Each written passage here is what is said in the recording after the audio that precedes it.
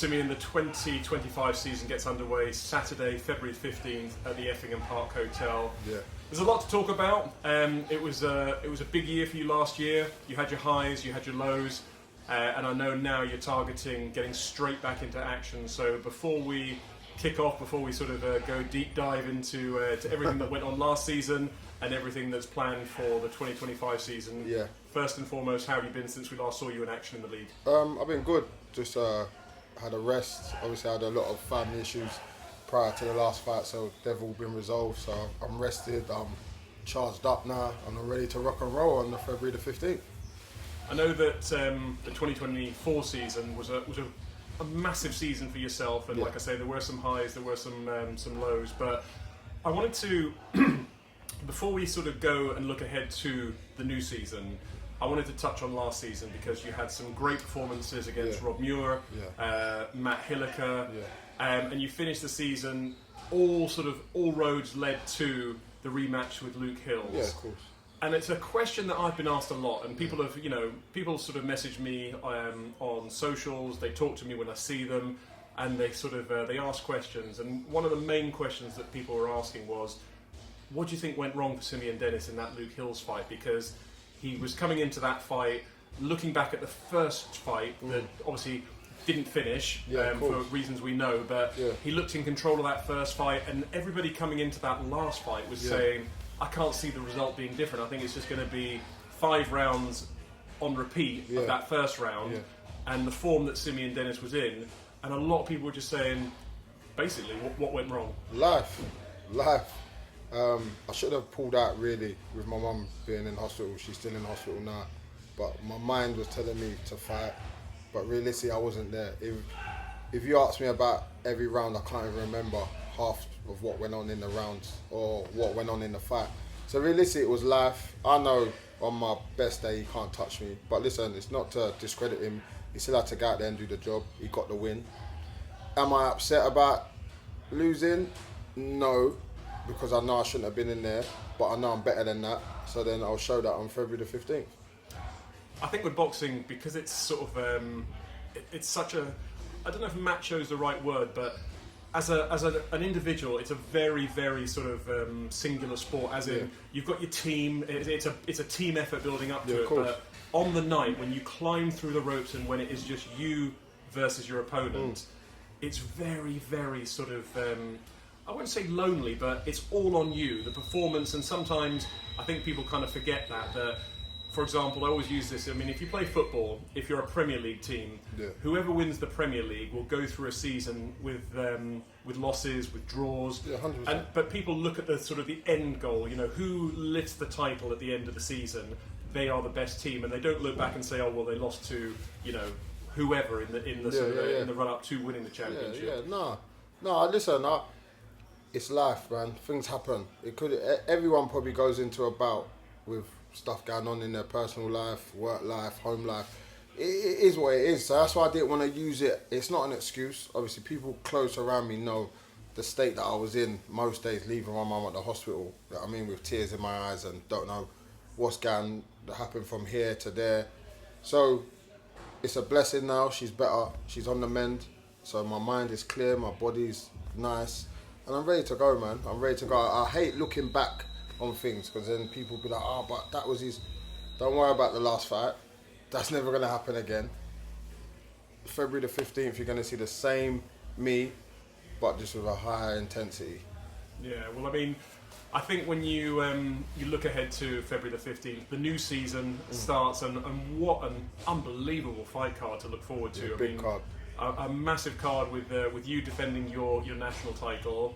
Plus, I think there's around about 7 or 8 other big title fights. But there's already been, I mean, every show has its own sort of vibe and its own energy. And originally you were matched against Alfie Nelson. Yeah.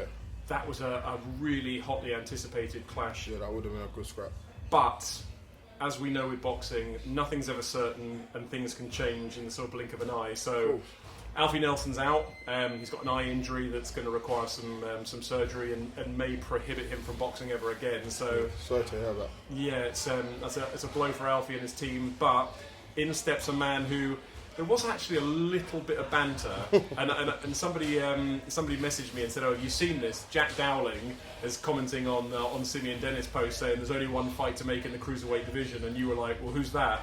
Yeah, and Jack Dowling was like, "That's me." Yeah, well, listen, it's made now. Like it's just friendly little banter. Obviously, he's been around the circuit a while. Obviously, so he's tough. Obviously, I've watched a couple of his fights. Nothing that I haven't probably come up against. So I'm looking forward to it, man. Listen, I just want to get back in there and just fight. Like, that's my main aim. It's not. I didn't care about the name. You can ring me with 5,000 names. You know, I say yes to every single one of them. The name doesn't bother me. It's just that I just want to get in there and fight. With how I'm feeling now, with everything better, that's it. I just want to get in there. I mean, Jack Dowling as an opponent, he's challenged for the national title at light cruiserweight, and you know he's been in the mix. He's had he's had some great wins, and he's also had to sort of come back from his losses. But I think the thing that excites me, because I'll speak to the fighters individually. We'll talk about the fights when the fights are made, and the thing that with Jack Dowling is he's super hungry for this fight. Like he's said, previously, I'll struggle to make the light cruiserweight limit. I really just want to move up to cruiserweight. And my argument for him was, are you going to be big enough? Are you going to be, because some of these guys in the cruiserweight division are coming down from like 15 and a half, 16 stone to make the cruiserweight limit, whereas you have made the light cruiserweight limit, albeit you've struggled and you've drained and you've had to sort of really, go to the well to make that. So how do you think size-wise you're going to match up with those fighters? Skill-wise, obviously you've mixed at national level, so that's not a problem. You're tough, you're durable, but I think with this fight, you're both, without being sort of disrespectful, you're not young fighters. You're at the sort of tail end of your career. There's still massive nights ahead, but Jack Dowling coming into this fight has got that real bit between his teeth, that real hunger.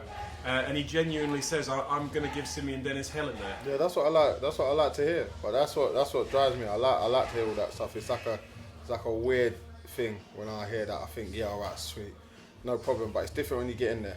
And obviously, everyone that's been in there with me, they'll tell you it's not as easy as they think it is, and it's not.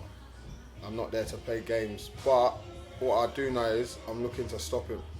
I want the stoppage. That'll be a nice stoppage to come back to. So everything what we're training for is to stop him. So listen, the 5 rounds don't bother me no more. I can do that with my eyes closed. So from the minute 1 to the last bell, whenever I stop him, I'm all out action. It's a different, none of this back foot, taking backward steps. I ain't doing none of that. This fight. It's literally, I'm just going to show everyone what I should have done last fight. So a statement will be made massively on February the 15th. You say the kind of distractions outside of the ring, sort of, they're gone now. Yeah. You're sort of in a good place physically, mentally, and fight camp, like I say, it's always, with the first show of the year in February, you're always looking at the fighters and saying, there's a lot of sacrifices to be made. There's sacrifices over the Christmas period. Yeah. There's, consistency, staying in the gym, not going off the rails, and then sort of finding yourself in January thinking, I've got to play catch up. But there's a nice period of time after the Christmas. I mean, it's sort of 6 weeks after Christmas to the show. You've got the camp has already started. Yeah, started already, yeah. You're already in the gym constantly. So I suppose approaching this camp, coming off of the back of the Luke Hills fight, how hungry, on the sort of scale of how hungry you are and how determined you are to put in another great performance, where do we sit? Oh, I'm ready, man. I just can't wait. Like I think it's just a different. What's that word I'm looking for? It's gone out of my head. It's a different hunger I've got now. Like you know what I mean? Because everything's gone with my mum. That's all settled, so I don't have to worry. That was the biggest worry, waking up thinking about my mum, instead of having to do day-to-day life. Now that is done, I don't have to worry about nothing. I come in there, I train, I spar, we run. Yeah, we're good to go, man. We're good to go. Listen, Christmas is nothing. Like I said, my kids are older now, so Christmas ain't really a thing. New Year's, I never go out anyway, so it's not like I'm sacrificing anything. Just keep doing me.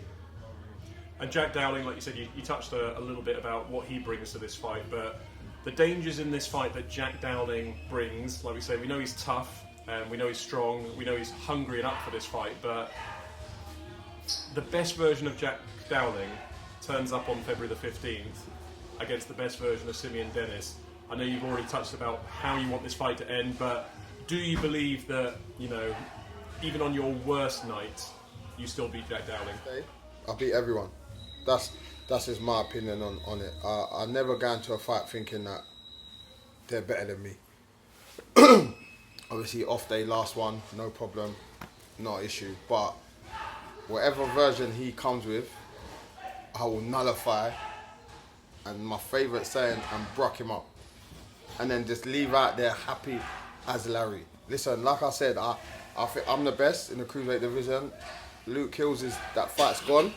If I ever get another chance to touch base with him and get a third fight on, 100% I'll jump at the chance. But for now, I've got February the 15th to deal with. Bruck him up, stop him, do all them sort of things, and then move on from there. Well, it is going to be a fantastic fight. Like I say, I can't stress enough your fight against Jack Dowling, defending your national title. The rest of the card is absolutely stacked with title action, so I know it's going to be a fantastic night.